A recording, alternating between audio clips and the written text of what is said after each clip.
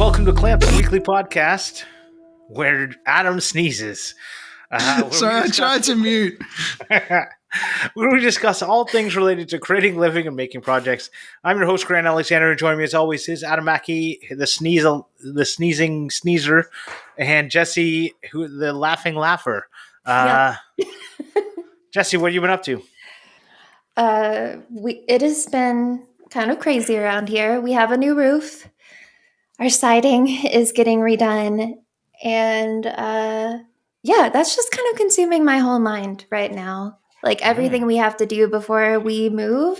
So I've been thinking a lot about sandglass and what I want to do, but not actually doing anything, which sucks. But I guess in good, bad news, I finally got sick of Disney Dreamlight Valley. I've played it for over 500 hours. Wow. That's going to free up some time. So that sounds like that would have been a nice thing to have known, so we could have put you last as the beginning of the end. But in some sort of segue. But instead, we'll go on over to me. Oh, what have I been up to? I did an homage to Office Space, the printer scene. I think it's good, and I hate the fact that everyone who has watched it thinks it's good. And I knew immediately as soon as I posted it that it wasn't going to blow up, because if I post it and I immediately get like 5 comments from friends, then it will not blow up. It's guaranteed. It's like a weird thing that I know that if I get a bunch of comments from people I know, it means that it went to them instead of the rest of the world. But I think it was good. I think the only thing is, when I had filmed the first part, I hadn't committed to the roles yet. And I wish I had known what I was going to wear for the suits. And then I could have been wearing that and done the costume change and everything. But I hadn't really thought it through, because I took that dress. I filmed the parts over a month ago. If you saw, I still had a mustache, which was weird looking. So that's the thing. And then obviously I've been prepping for high caliber camp, which mainly involves just make sure all the batteries are charged on stuff. And, that's part of the reason why I fixed my drone. I'm going to bring it down there. I don't know what we're going to be doing. I don't know if I'm really going to be filming much that requires drone work, but because we're not doing a big project, so I don't feel like I have a story to tell, because it's going to be hey, here's a little project and a little project and a little project. So I don't know what I'm going to film that isn't just I went to high caliber camp. Here's a vlog about me, which I'm not very good at doing. So maybe you should just enjoy yourself and not film. Yeah. No, I'm not going to do that, because the whole point of going down there, I wouldn't, if my most successful and most highest paying reels were not from high caliber camp, I could not convince myself to go. Oh, yeah, fair enough. Right? All my money from Facebook, and mainly Facebook, has basically come from going to Maker Camp and going to high caliber camp, and my dad using the table saw. So that's about it. And the attic ladder. For some reason, just pulling down the attic ladder every time I post it is here's another 1 million views. And I'm I don't get it, but I'll keep reposting it if I keep getting 1 million views. So, yeah, I'm back into repost mode in hopes that I can drum up some action, so that when I come back from high caliber camp and post 1 billion things, that I'll have something to do. Adam. And then someone will share it and get more views. Oh, I've yet to see anyone share my stuff and get more views than me. But they've gotten a substantial amount of views that I wish they were mine. Not share, post the same video. Yeah, nobody has ever stolen my stuff. Or was it you did it to someone else? You and someone posted the same video and you got 1 million views. They got Yes. So that was Griffin. And he was using my steak flipper. And when he posted the same video on his channel versus my channel, mine blew up and his didn't. It was the same thing. Right. And it's just weird. I thought it was the other way around. Yeah. No. What have I been doing, you asked? I am currently on holidays. Oh. Cool. I think you did, but whatever. Yes. So I'm currently on holidays. I finished part 1 of my training for my new job. That was fun. So the reason why we didn't have an episode last week is my fault because I had to work 9 to 5 Monday to Friday, which makes it very hard for me to record.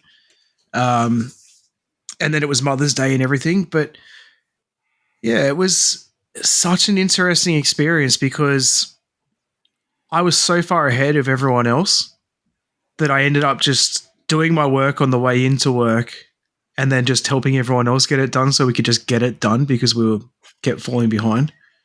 So I like every time I talk to my wife, she's like, you just said that you're ahead. How are you behind? I said, no, as a group, we're behind, but I'm ahead. Right. So then I'm just trying to help everyone catch up. Were you ahead because you've done this job for so long and there were some people that were not? Or are you just much smarter than everyone else? I'm going to go the latter because it had nothing to do with the job. Okay. So the whole thing was like how to teach people. But the problem is that people, they were thinking too much into it and not trying to keep it simple. Like, so it would say, give an example of this. And then they would write like an essay. And it's like, it literally asks you for an example. Just 2 words. That's all you need. You know, like shit like that. And that's why people like, and as we upload our assessments, the teacher then goes on and marks the assessment and it sends it back if there's something we need to fill in. Like we were filling in like assessment. We had to like mark assessments and stuff that we made up and everything. And so there's like little things got sent back if you forgot to put the name in or you forgot to sign it or shit like that. Whereas other people are like it's too much for her to try and mark, you know? Like we only had 8 days to do this massive module that usually takes 3 months. Yeah. Right. But yeah, so that was fun. Got that done. Now I'm on holidays for 3 weeks. I go back to work for a week, but I have a couple of days off in the middle, so I only work like 4 days. And then I have another 5 days of training, which is stressful. I've got a book here that I printed out. It's almost 100 pages long on safe working on trains. So the thing is with this one, because it's actually work related, at the end of it, we have to do an assessment. And if I don't get over 80%, I'm not allowed to work a train at all until I pass the test. So like I actually get taken off my normal job, which is stressful as hell because like there'll be little things in there that just haven't done for 10 years and they expect you to remember it. How quick can you retake it? Like, do you have to wait or could you just take it? I don't think you can take it again straight away. They would re-roster you for it. Like so you don't get taken. Mm-hmm. I would still go to work and get paid, but I'm not allowed to actually work a train. So I would just go to work and sit around on my ass and do nothing. But it would also be an issue. Like it would hinder my job progression and stuff because they might turn around and go, oh, you know what? We'll offer you a secondment for 3 months. And then at the end of that 3 months, they will say, we don't have a position for you. So, yeah. It's just I know. I've got so much to do too. Like that 5 days and then I have to do 4 days on just getting cloud access and how to access the intranet and everything to fill out everyone's paperwork. And then I've got to do another 4 days with a principal. And it's just so much. Principal. Yeah. Yeah, so we got like train guard, then I'm a guard trainer, and then we have a principal guard who's like the top. So, yeah. I was like, when I think principal, when I hear the term principal, I think only about school. Me too. Yeah. And you were talking about school and going to university, and I'm like, do they call the dean of your university a principal? Because they might. I don't know. I don't know. Principal Skinner and Super Nintendo Chalmers. Well, other than that, I haven't barely been doing much. If you've read the title of this episode, we have a title. You might realize that this is the beginning of the end. Oh, we do. Yeah. The topic is this is the beginning of the end. So as this episode releases, we're going to have 5. This is episode 194. We're going to have 5 recorded episodes and one live episode, and then we're throwing in the clamps. Apparently, 200 is enough clamps. Yeah, 200 is enough clamps. They say you can never have enough, but 200 is it. So we're going to be announcing the date and timing of the live show at a later episode, and follow us on the social medias for that. But if there is we wanted to talk a little bit. I don't know. I didn't consult my colleagues at all. We don't know where we're going. Yeah, I said, well, this is why 200's enough. Yeah. Well, no, because I think a little bit of we've kind of run out of things to talk about that don't feel a little bit repetitive. Yeah. And we're also all going in different directions in our lives at the same time. Like, I feel like the kids are taking up a lot more of my time, which, you know, and I listen to some other podcasts and other people who are doing it as a hobby, or people who are doing it now as a full-time job. And I recognize that most of them, not all of them, but most of them, almost everyone who does it as a secondary career, they don't have young kids, right? Unless they're very young, but once they get to a certain age, you go, wow, like they take up too much of your time to do this.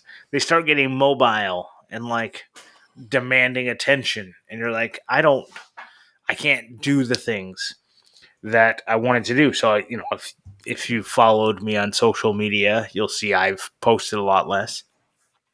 You know, Adam is starting a new job, and that is played havoc with our recording schedules. And this is just the training, right?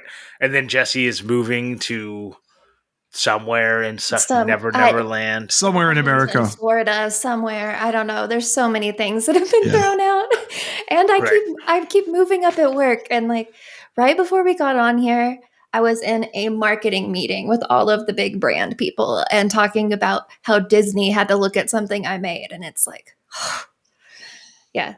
I'm not able to have it at work anymore, so I have a lot more pressure on me now. Yeah. So we are, so like I said, it's going to be 5 recorded episodes and then a live show. So if you can do the math, it's probably going to be somewhere at the end of June, beginning sometime in July, maybe. I think it's first or second week of July.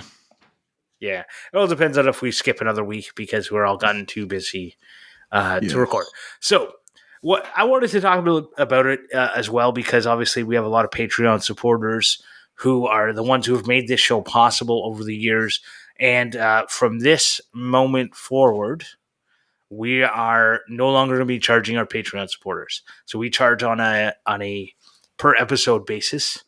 But so you won't be charged anymore. We're not going to put any more things. We're still going to be uploading the next 6 pre-show, after shows, or whatever it is. The money that we have gotten from that is going to support the show being able to be downloaded for quite some time after we stop. And additionally, you can find it on YouTube. Every one of the episodes is up on there. So through YouTube, you can find every single episode, even if it ever stops. But anyways, I want to let everyone know, don't like, what is it, like, unsupport us on Patreon, because unless you want to, like, if you just want to get it out of your feed, that's fine. But you're not going to be charged anymore. And all of the, if you've supported us, all of the after shows and pre-shows and everything else that we've ever posted on Patreon will continue to be available to you as long as Patreon allows us to do that while not charging our members. Yeah, squat in their website. Right. So we are not going to take down any of that information. And if Patreon ever does, then that's that. But feel free to stay there. Feel free to leave if you want. If you're afraid of like somebody hacking the system and charging you a bunch of posts, which is this silly way that having it per post is possible, feel free to set a limit of $0 per month. I think you can do that on Patreon. I think the minimum you can do is 1 payment of whatever tier you are. Okay. Anyways, I can't see it happening, but I'm just letting people know. So that's something I wanted to talk about. But I also, in talking about this, I wanted to talk to other people about like some other things in your life that have come to an end and how you dealt with that. And I'll pass. If anyone wants to go first, I'll pass it off to them. And if they don't, then I will. I'll talk about something Well, I'm talking about. I just want to quickly say, if you wonder why this episode seems so weird, is we just jumped on and Grant's just thrown all this at us. So Jesse and I have no preparation at all with any of this. I also did just want to go back for 1 sec. Sorry. You've also, I just want people to understand from my point of view as well that like right now, it's 11 o'clock in the morning and I work morning shifts a lot, which has made it possible to do this. With my new job, I'm going to be doing day shift a lot more. But if it was 9 p.m. for me like it is for you guys, it'd be a lot easier. But it's really hard for me to try and find the time as well and to be home in time. And so many days I rush home and I get home 5 minutes before we record, quickly set everything up, and then we go. So it's been that lot of stress has been waving on me for a bit as well. So I just wanted to give that point of view. And it's for a long time, your schedule made it real easy for us. But it also made it hard to like schedule Australian guests. Well, yeah, exactly. Actually, like we were like, hey, all these Australian guys that have real jobs, hence the content creator. I know what you mean. Like the people who like go to a 9 to 5 and do it on the weekend, like they're not available midday for the most part, exactly, unless they happen to have a day off or something. But it's one of the things. It's a lot easier when daylight savings is the other way too, because then that's 1 p.m. for me. But it's just, Oh. Yeah, daylight savings is stupid. But, do you guys, any other thoughts, before we move into things that have come to an end in our lives? Any thoughts on anything else you guys want to raise about the time that we have had with Clamp and the potential problems scheduling for the future? I'm trying to think of something that's come to an end. I don't really have scheduling problems. Right. So I guess if you guys can't think of anything, I'll talk a little bit about. So I was heavily involved in RC racing, like remote control cars. I did it for years. I at one point was like, they have this thing called the Tamiya Championship Challenge. Tamiya Championship Series. I can't remember what it is. TCS. And you have to qualify at a regional event. And then the people who qualify, and that like you have to get top 3. The people who qualify the regional events then go on to do the national event, and the people who win at the national event, only the winners get to go into the U.S. and compete in the U.S. event, which they call the North America thing. But it's like all over the U.S. plus a single contingent from Canada. So at one point I got second place in Canada, and the first place person got this all-inclusive paid trip to California to race, and second place got a little trophy that broke on the way home. So anyways, it was something I was obviously very heavily into.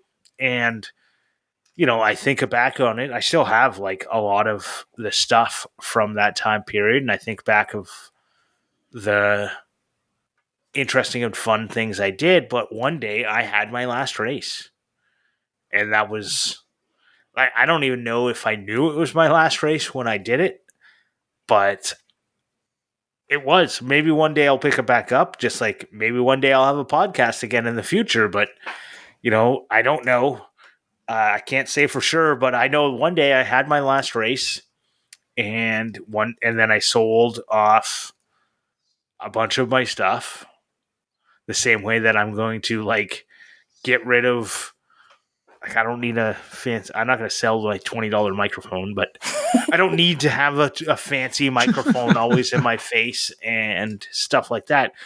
But I try to think back of like how I felt, and I think I've been very fortunate in my life that I kind of roll with what's happening, for the most part and just let the things happen naturally. And as interests fade or priorities change, you let it. I let them happen, you know. But I know other people have a lot harder time with things, especially if an outside influence changed what happened. So I thinking back about the RC racing, the track that we went to, it was an indoor track in the basement of a retail strip mall, and because that's the type of places that RC tracks get to rent. And one day they just like said, we're going to be renting this out to someone else who's actually going to pay us full rent. Not, we basically paid like, hey, we're only going to use this 4 days a year, a month. So can you hook us up with a crazy reduced rate, with the understanding that we're likely to get kicked out at some point. Anyways, yeah, that track got taken away, and they didn't immediately find a new track, and that was it. I missed I think it was a month in between when they found a new track, and then the new track that they did find, it was they ended up going with dirt racing instead of on road racing, and I didn't go to it.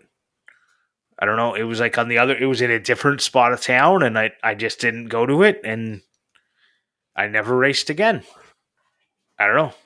It's like a weird, outside influence, but it didn't, I feel like when it happened, I was already feeling like I needed a change. Like I wasn't holding my attention the way it was.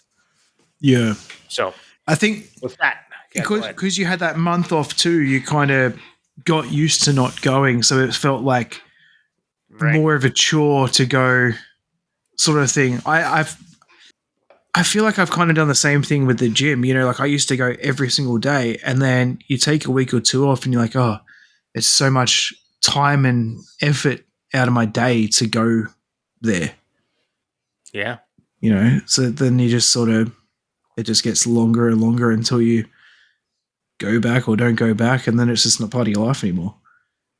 I don't know. I don't know if anything I've done's really ended. I mean, I've transitioned a lot. I've changed gyms. Like I've gone from F45 style gym to just normal gym. Mm-hmm. But I don't know. You have ended multiple times. You were the garage woodworker, and then you were Maker Mackie. Yeah. And now you're BKR Builds or Customs or whatever. I can never remember. I'm sorry, but you need to change your name on this thing so I can read it. Yeah. Every week. But to me, that's more of a transition. Like I haven't really stopped. I think I just I found a new way of doing things. I guess, I mean, I've stopped woodworking, but I haven't stopped making in a way. Like I haven't stopped. I never really woodworked. I more just tinkered, and I still tinker just with other things. Right. In my mind. I don't know. I suppose I'm probably the person that's stopped the most, but in my mind, I don't see it that way. When I think about this, I just think about jobs. Right. I'm a very job loyal person. And so where I worked before this was Half Price Books, and I was a shift leader, and I think I worked there for 7-8 years. And that was a horrible transition, but very good for me in the end. But pretty much all of the friends that I have, even now in my adult life, came from that job. So it was very hard to leave everyone because, I don't know, retail is just the most chaotic and upsetting sort of job. Like that in food service. You're just in the trenches, and I feel like you bond with people really closely when everything is going wrong around you, and you can only depend on each other because your managers are just fucking off, and people are screaming at you, and it's just, Right, and it's Christmas, and you're it's Boxing Day, and you're or what do you guys got? Not Boxing Day, Christmas Eve, and you're open, and you're there's a million people in the store, and you're trying to help them all, and people are frantic because for some reason they left it till the last minute and didn't have any idea, and now are fault. mad. Right now it's your fault, and you're So I worked at a hobby store for a long time, and I remember when it came to an end for me, which I didn't even let it. Every time I would come back, I'd be like, I'm coming back for a week. Like, it's my spring break. Can I work at the store again? And they'd be like, yeah, sure. We'll get you a couple shifts. Well, you're here over Christmas. Of course we can help you out. You know, we can always use help over Christmas. And now the store closed. It closed in like 2019. And it was like, that hit me harder than like not working there anymore. Because I spent like 5-6 years working there. Like, it was my first job in high school. It was my first job until I had a real job. It's like until I worked at 7-Eleven, basically. And 7-Eleven was a shit job. So it was like, yeah. So it's the same thing. I'm sure it's the same thing with your half price books. Like, I know at my wedding, my bosses who owned the store came to my wedding. Like, oh my god. And I like, it had been at least more than a decade since I'd worked there. You know, and I still every once in a while talk to them. But yeah, I think if I still lived in Kentucky, I probably would still have like close relationships with a lot of those people. But now it's like, I don't know, there's like 6 people that I talk to still. But I don't know. I think when stuff like that ends, I'm always just really amazed at how long I will put up with something that's really horrible. Like, is that what you're saying about Clamp? No, I'm talking job wise. Like, you know, staying there for so long was awful, and I was super mistreated at the end, and it was just like, I just stay because it's comfortable, but it's not really good. I don't know. That just seems to be like a theme in all of my jobs, except for this one, where it's just like, well, I'm getting paid and I like some of these people, so I'm just going to stay because job searching is terrifying. So my first job was Domino's, and I still think, other than the job I have now, it was one of my favorite jobs. Really? To be controversial towards your retail and food service. Did you have to work with people, or were you in the kitchen? No, I worked with people. I started out as a delivery driver, and then I became the pizza cutter because I was quick at it and I was good at it. And then I became a manager. And then I got fired for giving my mate free pizzas. Yeah. So I definitely have friends that got fired. Stuff like that from food service jobs. You know what's so stupid about it? We were smart about it. He gave me $20 note and I gave him $20 change, like different. And they could see that on camera, and that's how I got caught. Oh my god. That is crazy. I know. That you would... one person got fired at 7-Eleven, the 7-Eleven I worked at, because they would put taquitos on the roller grill for themselves. And they got fired because a taquito is like $1, something worth $1. So every day there was like a schedule of how many taquitos you would have to put on. And he would put on 2 extra and eat $1. Right. There's something worth $1. It's like the size of a hot dog on it. It's like a rolled taco, kind of. Yeah, they're at exactly. If you ever go, say, how long has this taquito been here? If is it between an hour and an hour and a half, buy it. They're perfect. If it is longer than that, between an hour and a half and 2 hours, garbage. No, good. Okay. Anything over 2 hours, garbage. I wish I could eat stuff like that. You got to get them to do a test with the little tongs, and if they squish the end, if it doesn't squish, don't get it. It's either frozen because it's not been on there long enough, or taquito. It is it's garbage because it's been on there too long. But I was a taquito aficionado, I would say. But I knew that they counted them because they told me, and I listened to them. So I wouldn't eat. You could like write down like the things you ate, and then they would take it off your paycheck. A taco spring roll. Yeah, pretty much. Taco spring roll. I haven't heard it described that way, but that's exactly what it is. Like. Yeah. Okay. Yeah. I'm very curious. I want to make them. Yeah, they're wonderful. I had a friend who got fired at KFC because she bought on her lunch break chips and she paid for them, but didn't realize that her card declined. And then when she came in the next day, they fired her because, and it's like honest mistake, just let her pay for them. But no, they saw it as stealing. That is ridiculous. Well, yeah. So that is the like nickel and diming of these companies is so crazy to me. Mm-hmm. Well, considering there's a class action lawsuit going on at the moment for KFC not giving their employees their allocated 10-minute break. So she was probably in a rush to get back to work because they wouldn't let her have her break. It's crazy. I remember that from my McDonald's days. Like clocking out for your break and then having to wait in line with everybody to order your food. Because I had managers that were just assholes about everything. So then you're just behind like a mother and her 8 children, just like, please, I have 15 minutes. I need to eat something. It's so frustrating. We get 20 minutes at work, and that includes like 20. We get 20 minutes, but we get it's more like half an hour because minimum walk time we get 5 minutes each way. So we get 5 minutes to walk from our train to the meal room, 20 minutes to break, 5 minutes to walk from the meal room back to the train. Yeah, so that's 30. But that minimum 30, that minimum time is like just enough to heat something up. And then you've got to get going again. Right. And it's like, it's so frustrating. I couldn't imagine having a 10-minute break. Yeah. So we get 30 minutes of unpaid.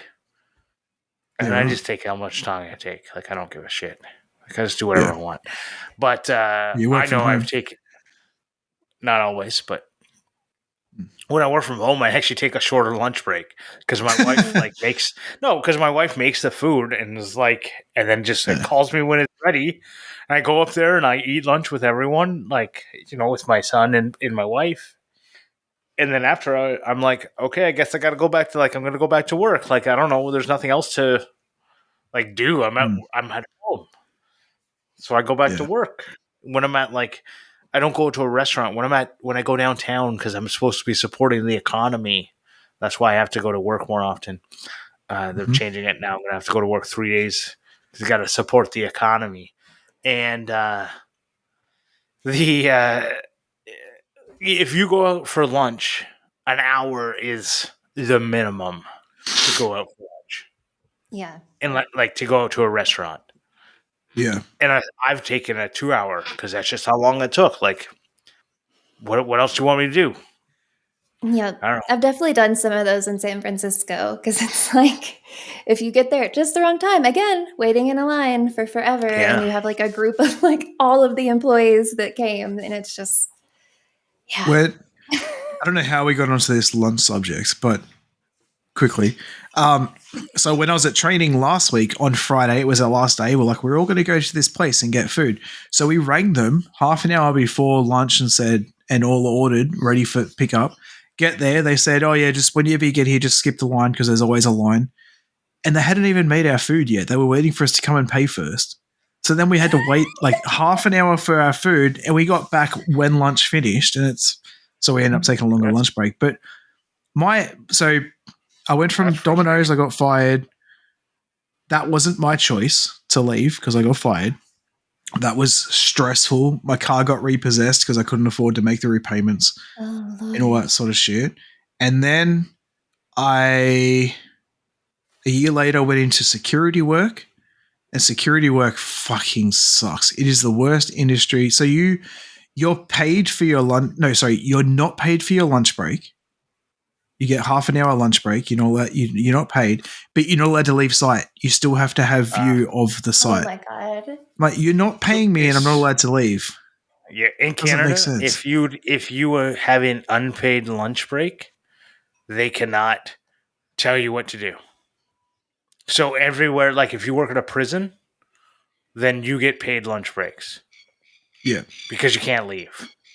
Yeah. Right? There's either they let you leave or you can't leave and they pay you. That's like the basic law. It's like common fucking sense. Like when I worked at 7-Eleven, it was a paid lunch break because I wasn't allowed. They told me I wasn't allowed to leave. I had to bring my lunch or buy the lunch there, right?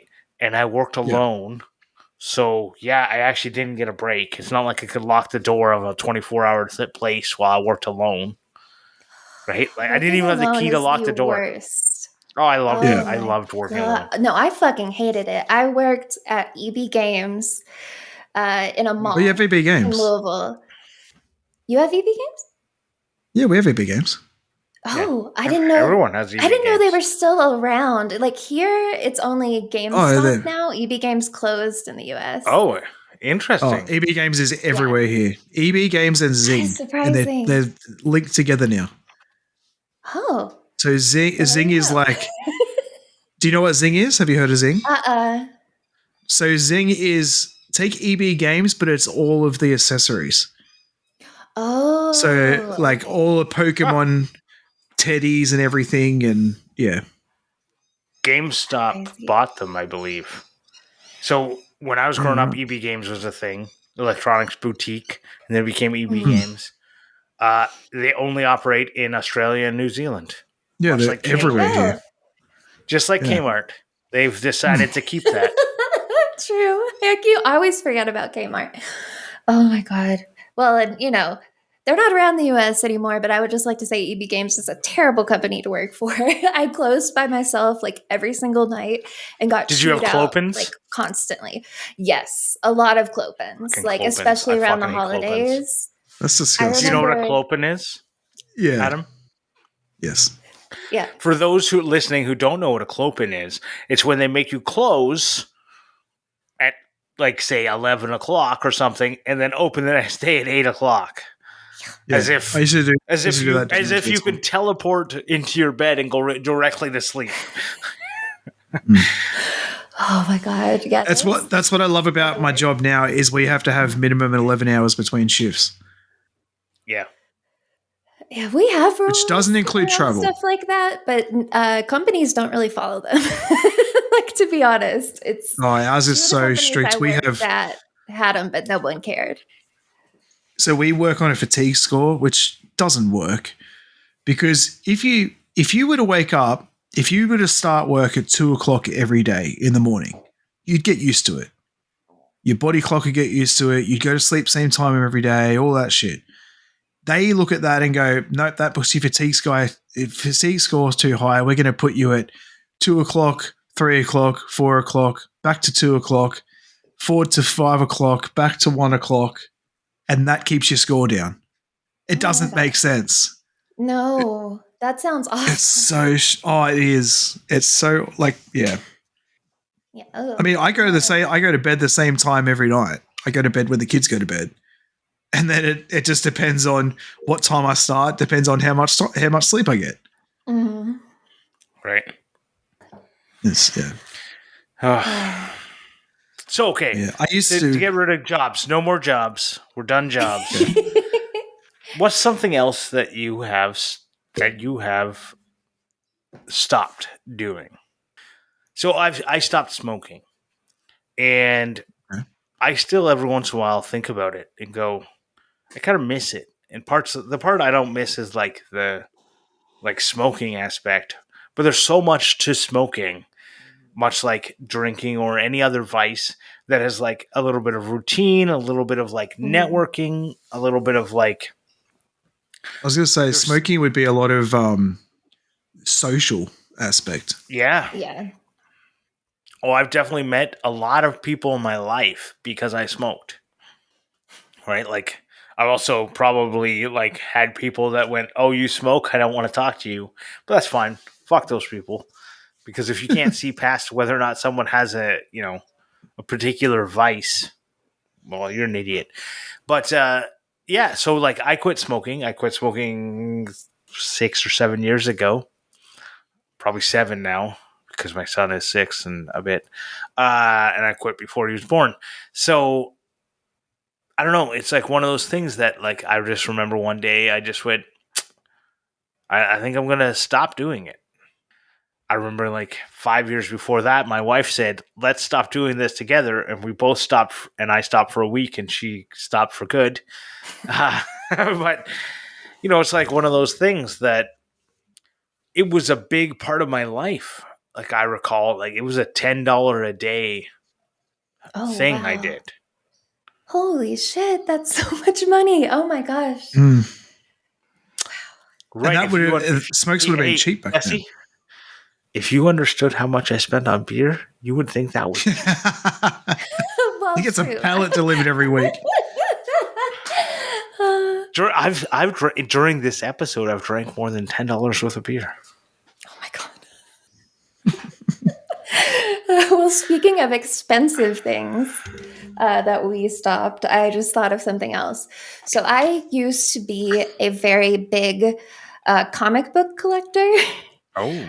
Magic the Gathering card collector. Oh, me too. Nicolas Cage movies collector. Like, I had little things that I was super into. And I would spend so much time in comic shops or on eBay bidding on stuff.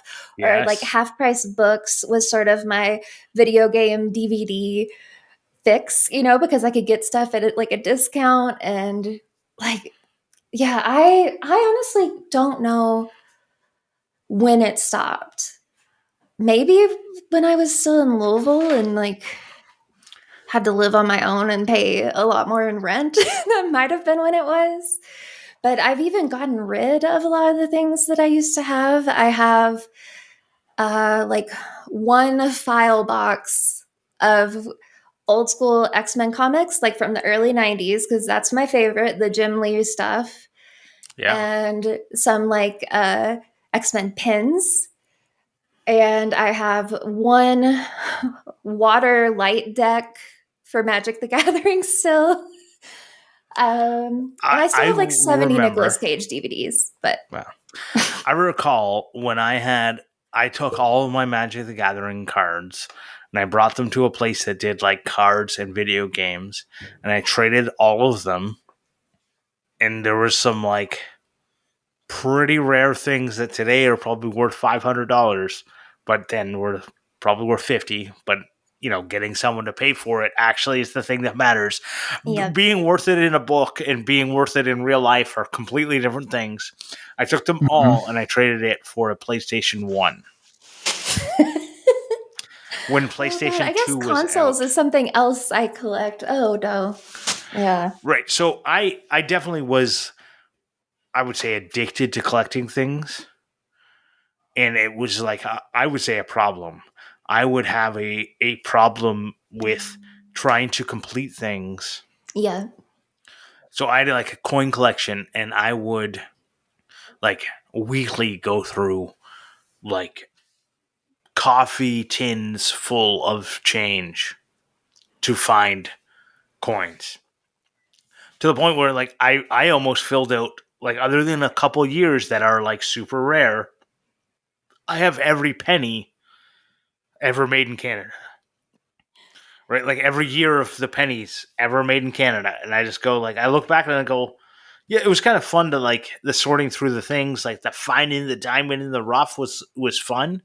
But one day I just went like, what is the point of this? Because I put it in a little booklet that's like, by year. And I put that booklet in a box and I put the lid on the box and I never look at it again. And I had a rock collection. I did the same thing. The comic collection. I did the same thing. I have card collections. I did the same thing. Yeah, rocks. Minerals, you collect maybe? rocks. Yeah, I collect rocks. Do you mean and minerals? Actually, no, I mean rocks. Oh, okay. Never mind. like off the side of the road, a rock?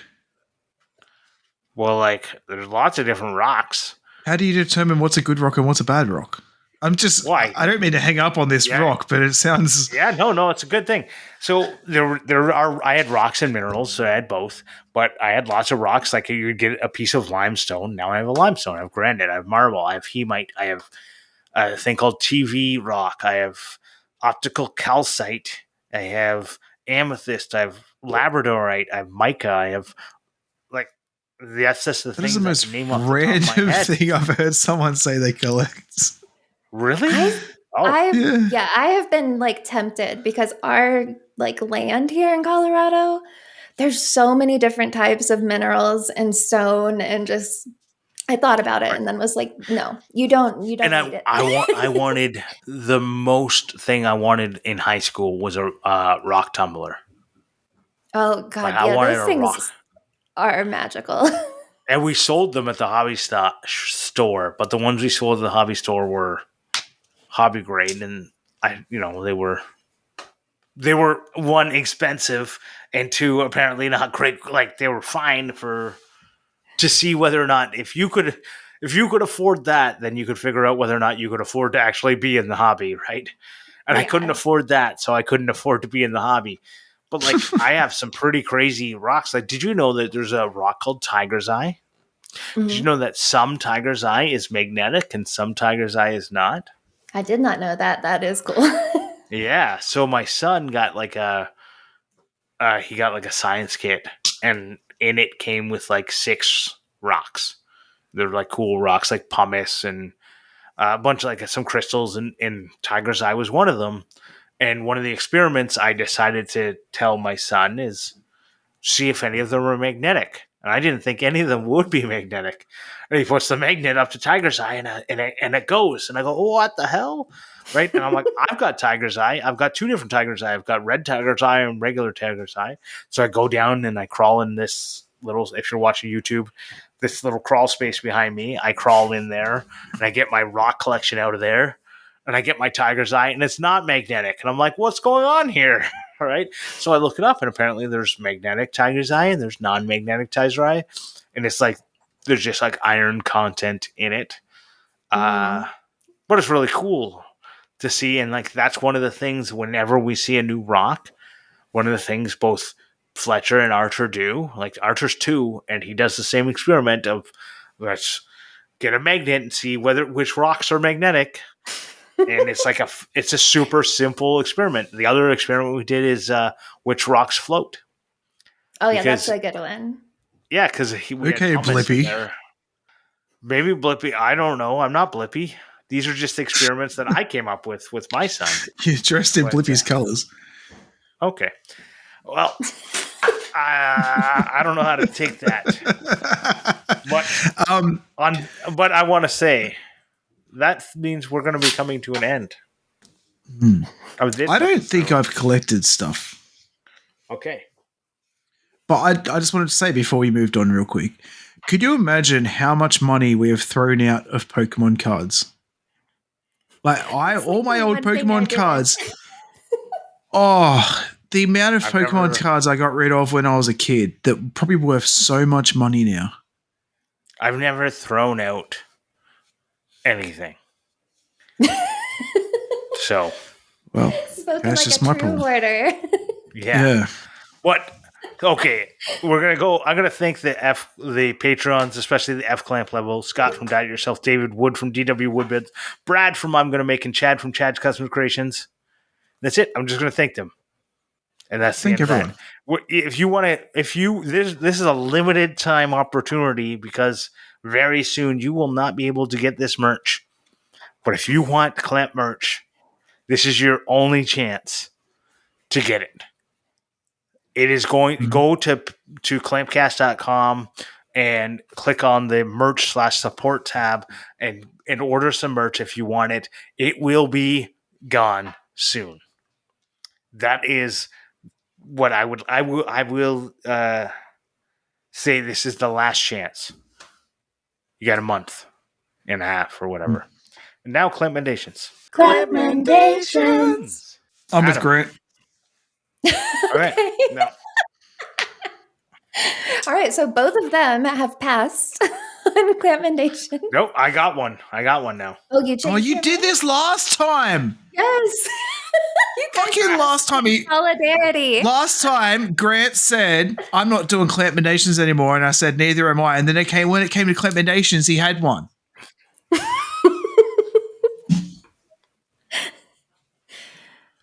So, are you going through with it, Grant? Yeah, I'm just Instagram's not loading. Yeah, you do yours. Instagram is not loading. Jesse, go first. Okay, so mine this week is going to be the Autodesk Droid Maker Contest on Instructables. It's the big secret project that I had referenced previously. We actually partnered with Lucasfilm, which is crazy, and thereby like Disney. So it's a really big deal, but it has a lot of limitations because brand deals. So if you are in the US and 18 plus, you're eligible to enter. You need to use, I know. You need to use Fusion, Maya, or 3ds Max for your entry. But you could like win a trip to the Lucasfilm studio, which is pretty freaking awesome, honestly. So I'm really interested to see who wins. And also the complete deluge of entries we're going to get at the end. I'm very excited for you and everything that, and I'm very sad that your two co-hosts cannot enter and you cannot. I know. We've had so many, like, I was scrolling through comments on one of the announcements, and I think I saw like 3 or 4 people being like, how do I get a green card? Will someone marry me for a green card? It's just like, oh, I wish we could make things wider, but it's like, you know, on these big ones, we don't really have much control over anything, and Disney had stipulations. So, yeah. Disney. Well. With that, I want to recommend that everyone should check out Crazy Toys, because Crazy Toys is Jade. She is the partner to Jacob from Other Dog Design, and she has a little toy store, and she is taking care of my hoarding problem in collecting toys. And I am going to, I've already sent a bunch of them to her when I went to High Caliber Camp, or not, to Maker Camp.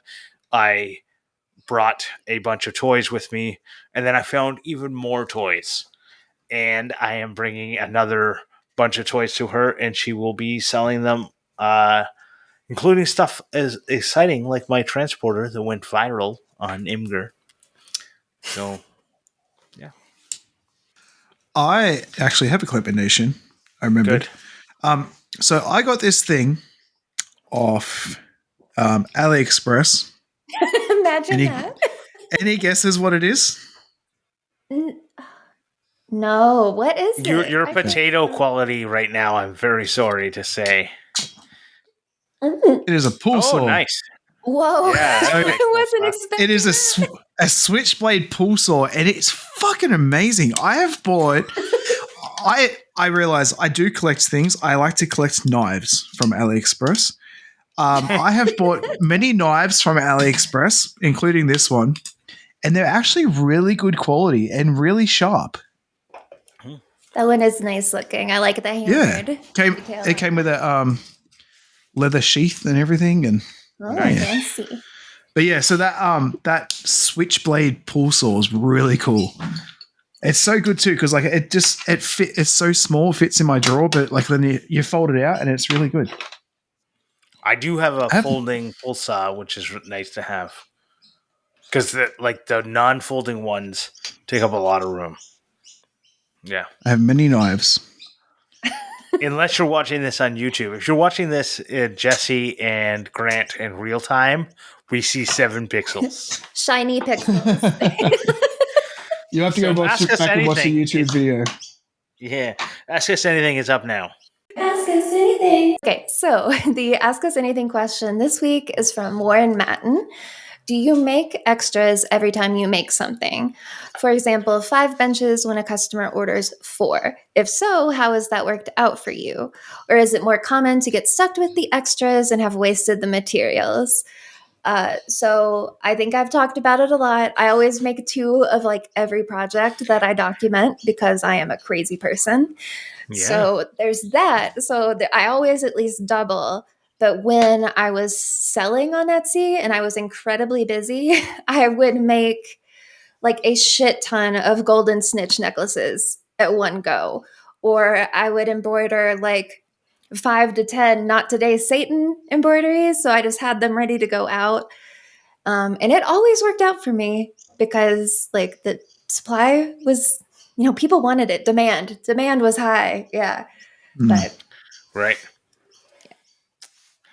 So the only time I ever make extra is like if I'm doing a glue up for something, like I just did that box joint shelf thing that I made. I glued up twice as much material as I needed. I ended up using, all of it. I still have lots of material left to do something with, but it's all smaller than I needed for the project. Whenever I'm making something, I always glue up extra for error. But I don't actually make an entire extra thing unless. But so I have some projects I've made, I glued up extra, and I have just a board of glued up, random wood that I didn't end up needing because I didn't fuck it up the first time. So I just have that, and then I go, this is some special wood. Like I made some coasters with the original host of Clampcast. We did a thing where he sent some wood from Hawaii, and I made coasters, and I sent him some, and I kept some. Original, not Morley, the original. Not Morley, the one before Morley. Right, Richard. And Richard Grant. And, I'm Grant, so it's just weird. But anyways, he sent some wood from Hawaii, and so I still have the extra wood is glued to some maple. And one day I might make something with that, but I'm like, this is special wood. And it's just like, if you listen to making it, they talked a little bit about this, like, weirdness that we have with special, like, identifying particular materials as special, and I do that all the time. I do too. I have special fabric, special embroidery floss. You're just like, and one day you just use it on something stupid. Like you're just probably. Yeah, you know what? Like, I needed an extra 2x4 and I don't feel like going to the store. Well, walnut 2x4 it is. You're like, wow. Anyways, Adam, what are you? Extra? No. All right, thanks for that. Nope. I have too much trust in myself and then fuck it up, and then I've got to start from scratch. Yeah. Or I just make it work. Yeah. I'm good at making it work. I do that a lot. Oh, I'm not good at it. I work well when I fuck up and have to like fix something. I don't know why. I don't. It's like a deadline or something. It just like I go really hard after that. If I fuck something up and I have to remake it, the second one's always better.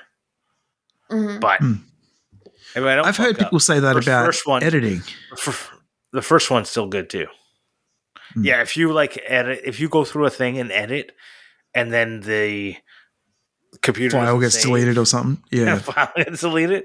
Yeah, the second edit's actually probably better because you go through it and like, because you have a rough idea. Like, you have a better idea of where you wanted to go with it.